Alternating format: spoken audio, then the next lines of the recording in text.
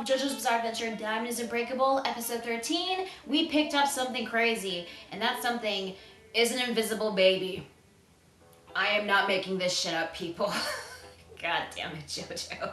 This week's episode follows more of the slice of life formula that we will see more on Diamond is Unbreakable, and the whole purpose of the episode is to develop the relationship and bond between Josuke and Joseph. After a misunderstanding with Joseph getting on the wrong bus, he encounters an invisible baby who is out on the middle of the road in Morioh, no sign of her parents whatsoever. And it turns out that this baby is not only 6 months old, but is also a stand user. Yeah, this baby is a stand user and it's younger than Manish Boy. Not only that, but this is the second baby stand user that we're getting in JoJo's Bizarre Adventure. Now, her stand is actually an invisibility stand, which has the ability to make not only its user, but anything within its range invisible. And the stand's strength depends on its user's anxiety and stress. The greater the stress and anxiety that the baby's feeling, the more powerful the stand is and the greater the range will become. So yeah, this baby stand, albeit it is basic, considering it is an invisibility stand, it is still an interesting one. So Josuke and Joseph have to find this baby's parents, all the while taking care of her, and in order to make her look more visible, they use clothes, makeup, and sunglasses. However, all of that on the baby was becoming invisible, and she was starting to get anxious and stressed, getting very emotional, to the point where her stand's range was becoming greater, to the point where not only was the baby becoming invisible again, but even Joseph's hands were getting invisible when he was holding her. Whenever something becomes invisible within the stand's range, it stays invisible, at least until the stand user, this baby, becomes less stressed and anxious to the point where everything will turn back to normal. At least that's what I would assume, because Joseph's hands obviously return back to normal at the ending of the episode. Unfortunately, some jackass throws his cigarette away, which unfortunately he mistakes the carriage, which was partially invisible, as some sort of junk, flinging the cigarette at the baby and the carriage. And Joseph was trying to save her by catching the cigarette, but unfortunately, since Josuke had his back turned, he had no idea what was going on, and Joseph accidentally pushes the cart, which sends it and the baby rolling down the hill and then crashing into the river. So Josuke and Joseph have to save her before she drowns in the river. Unfortunately, the water was too clear to the point where they can't see her. Joseph comes up with an idea, which is very risky, where he uses a knife. Don't ask me where he got the knife, but he uses it to slit his wrist, dirtying the water with his own blood so that they would find the baby, and they saved her using Crazy Diamond, getting her out of the water. And the reason why this was risky was because there was a lot of blood coming out from his wrist and going into the water. And Josuke, witnessing this with his own eyes, sees Joseph in a whole new light. He actually gains some respect for his own father. Unfortunately, all that respect probably went out the window at the ending scene, because back then, when Joseph was trying to buy all that baby stuff, he spent about like 130,000 yen, and it wasn't even his own money, it was his own son's money.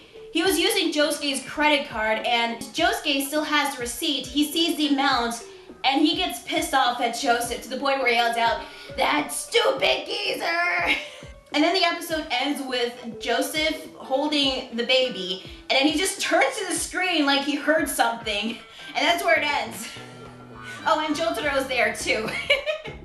So yeah, that's basically the episode in a nutshell, and overall, I thought this was a good episode.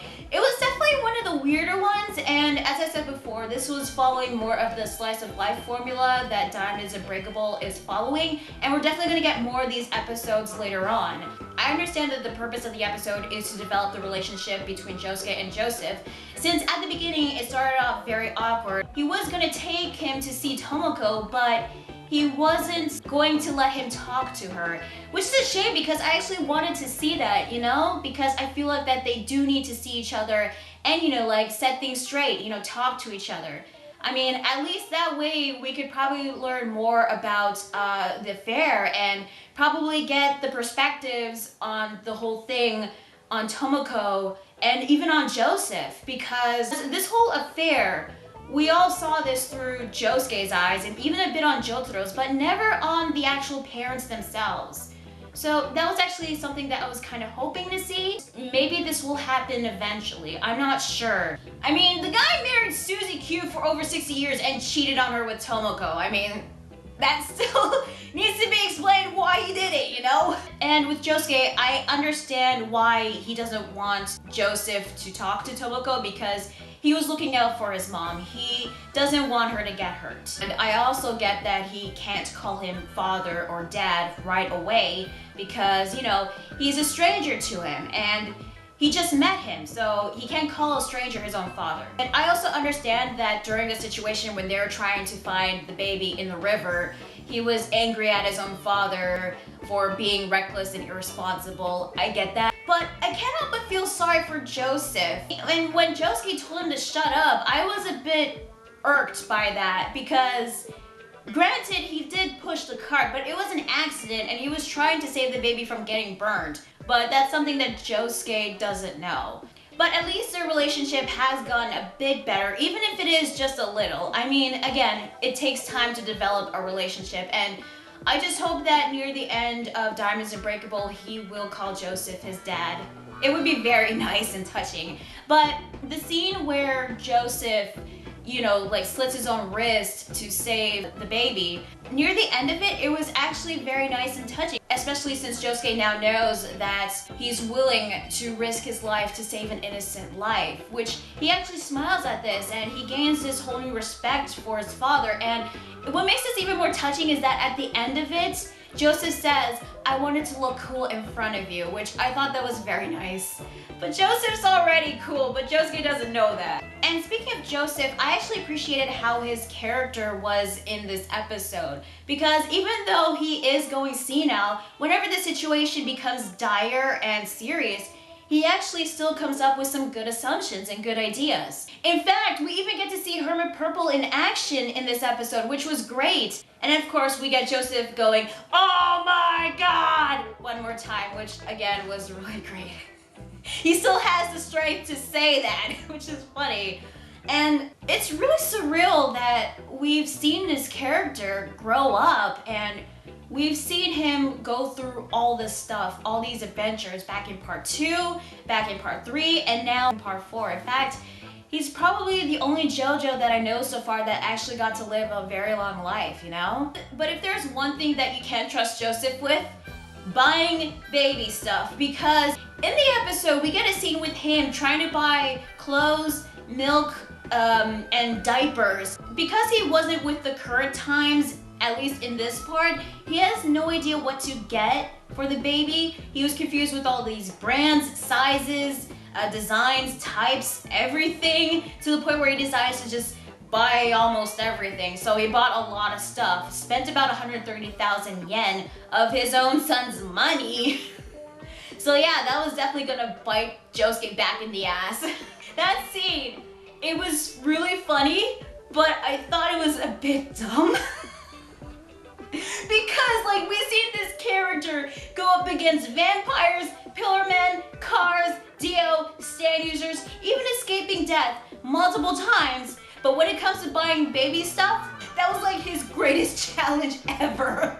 And you know what, speaking of comedy, there was plenty of it in this episode, especially when it consisted mostly of Joseph getting into some hijinks. And poor Josuke has to like pay for it. Especially this one scene where Joseph, you know, like touched the baby and he realized that it was a girl. Yeah. Josuke was angry at him to the point where he chases him down the road with his own cane. It was really funny, especially when you hear Josuke yell, "Dora!" It was really funny. Now, another thing I have to touch upon is the aftermath with Akira and the bow and arrow. It has been retrieved and is sent to the Speedwagon Foundation so that they can do some research, learning more about this artifact and more about the mystery behind stands. Which is funny because I thought that Jotaro would want to destroy it, but I understand doing some research on it. I just hope that there aren't going to be any more stand users that will try to steal it again. And as for Akira, well, when Jotaro and the Speedwagon Foundation found the bow and arrow at his place, they also found a lot of valuables that were worth millions of yen that Akira used his stand Red Hot Chili Pepper to steal. So he's now in jail for theft, and Jotaro made sure that Akira wouldn't try to pull off anything again by threatening him to hunt him down and beat the living shit out of him. He better take that threat seriously because we've seen what he can do. Trust me, you don't want to get a Star Platinum Ora beatdown, just ask Steely Dan. So next week's episode, we're going to a mangaka artist's house, which means we're gonna see a certain character showing up, which I'm really excited to see next week. And the funny thing is, they actually teased him in this episode. In one scene where a manga artist was meeting with his, I believe, director or someone, I'm not sure, but he was definitely working for Shueisha, and we didn't actually see him, but we saw his hand, and considering that he works in the manga industry, many of us know who this person is, and I'm looking forward to seeing him. So overall, I thought this episode was actually good. Although personally, I preferred the Tonio episode in terms of the slice of life comedy episodes, but it was still very nice and enjoyable to watch, especially since you want to see Joseph and Josuke's relationship develop, at least in some way. Animation and artwork was good most of the time. It wasn't like great like you see in previous episodes, but it was still good. Voice acting was very spot on as always. Kudos to Unsho Ishizuka voicing old man Joseph. It's great to hear him again. And music, as always, was spot on. I was not expecting to hear the ending theme that they played during the ending scene of the final episode of Star Wars Crusaders in this episode, but it was actually a very nice touch to the scene. As for the baby, I think its stand is interesting, and considering how young she is, she has no idea how to control her stand yet. But I have a lot of questions about this baby. Like, where are its parents, and why was it in the middle of the road naked in Morioh? Was it abandoned? Did their parents left her by accident? Are they ever gonna find her parents? Is she just gonna remain invisible until she's older and knows how to control her stand?